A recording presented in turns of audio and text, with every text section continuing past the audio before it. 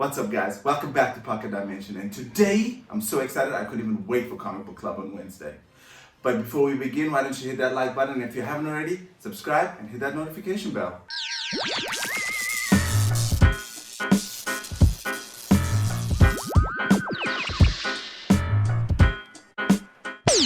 So we just got our very first look at the brand new X-Men team. But before we get into that and you haven't been following the X-Men, let's take it a step back.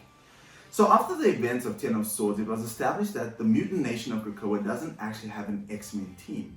They have X-Force, Marauders, Excalibur, but not necessarily an X-Men team.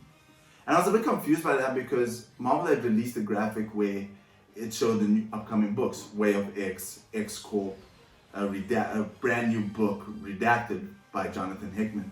But I was a bit confused because we're getting a #1 X-Men again by Jerry Dugan and Pepe Larraz. And I was like, but we have an X-Men book currently running.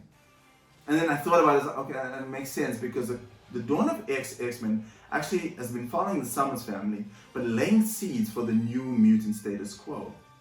And I was like, okay, now I'm starting to see it now, because now we actually have an X-Men team. And it's pretty cool because a couple months ago, Marvel had released a link where you and I, fans and readers of the X-Men, could actually vote for a member of the new X-Men team. Personally, for myself, I voted Alma because I feel like her power set just adds to the team. You see it in X-Men issue 5 as well as Sword issue 1. But the winner of that vote is actually Polaris, and I'm actually kind of excited. I can see it. I can see it because being one of my favorite characters is Magneto.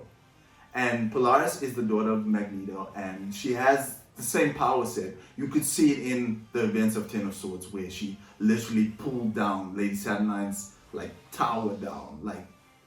She's quite a strong character. So I'm actually kind of glad Polaris won, because I don't think she actually necessarily got the recognition, or she has time, she has the room now to shine as an X-Men. But let's take a look at the other members of this team. We have the classics such as Cyclops, Jean Grey, Rogue, as well as Sunfire. But two characters that I'm so glad made this team. And you could see the seeds was laid in issue 5 of X-Men, as well as issue 18 and 19. And that's Sync and X-23.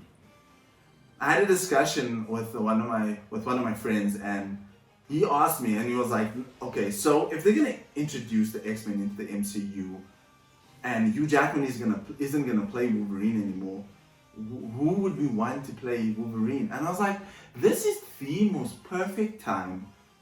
I mean, they've already introduced Laura Kinney as in the last Wolverine movie, and I was like, Laura Kinney X-Men. She is the most badass character you will ever come across. I think in issue 5 of X-Men, I think I love X-Men issue 5 a lot. There's a couple frames where Cyclops is saying, yeah, you have the same healing factor as Wolverine, and then she cuts him short, it's like, I am Wolverine. And Logan is there like, you tell him. And I was like, this is the most badass character you'll ever meet. I'm so glad X-23 made this team. And I'm so excited to see what Jerry Dugan and Pepe Larraz. Are we not glad to have Pepe Larraz as a full-time artist on this book? His artwork just, oh man, I'm so excited. I'm so excited for Pepe Larraz to be on this book. And then the last thing I want to take a look at is the homage art that Joshua Cassara did for the new team.